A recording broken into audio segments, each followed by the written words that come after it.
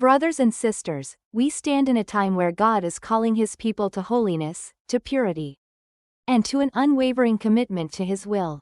The Lord is not looking for those who merely acknowledge Him with their lips, but those whose hearts burn with the fire of His Spirit. Jesus came as the light of the world, revealing the sin and darkness that had overtaken mankind. But He did not come to condemn.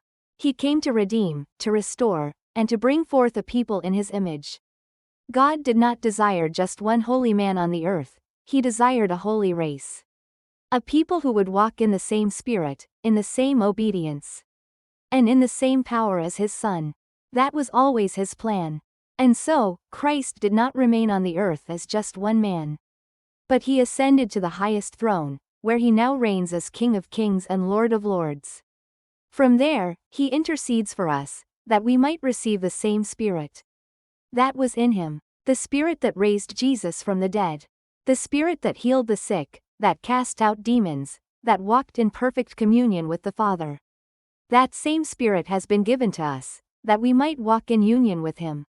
But let us be clear, this is not a calling to power without surrender. We cannot reign with Him unless we first suffer with Him. We cannot walk in His authority unless we first yield to His lordship. This is where so many stumble, for they want the glory without the cross, the victory without the sacrifice.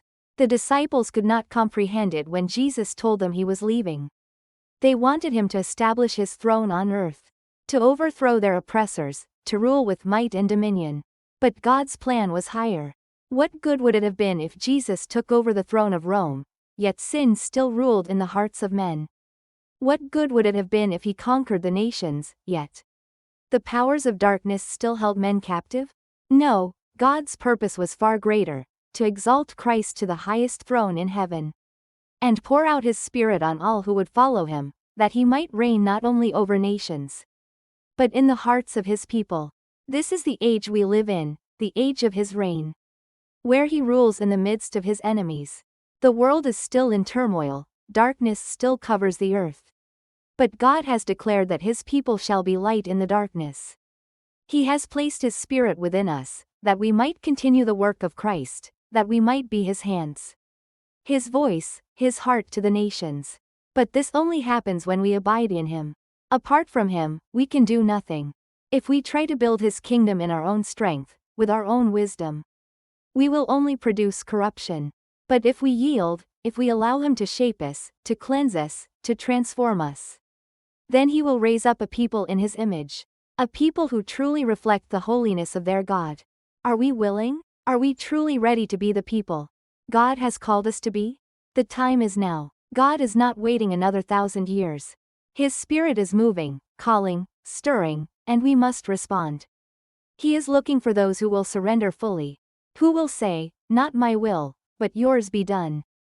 The day of mixture is coming to an end. The day is approaching when the Lord will separate the true from the false, the holy from the profane, and those who have held on to their own ways, their own ambitions, their own hidden sins will not stand when the refining fire comes. But those who have yielded, who have allowed Him to break them, to cleanse them, to mold them into His image, these will shine with His glory. Let us not be among those who shrink back. Let us not be like those who cling to an old wineskin when God is pouring out new wine. Let us be willing vessels, emptied of ourselves, so that He may fill us completely. The Spirit is calling. The King is reigning. The question is, will we truly be His? Will we be a people wholly given over to Him, so that His light shines through us in a way that cannot be ignored? The world does not need another religious movement. It needs a people filled with the living Christ.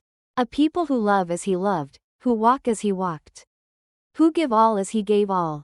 May we be that people. May we be the ones who say, "Lord, here I am. Whatever it takes, whatever you require, I am yours." Amen.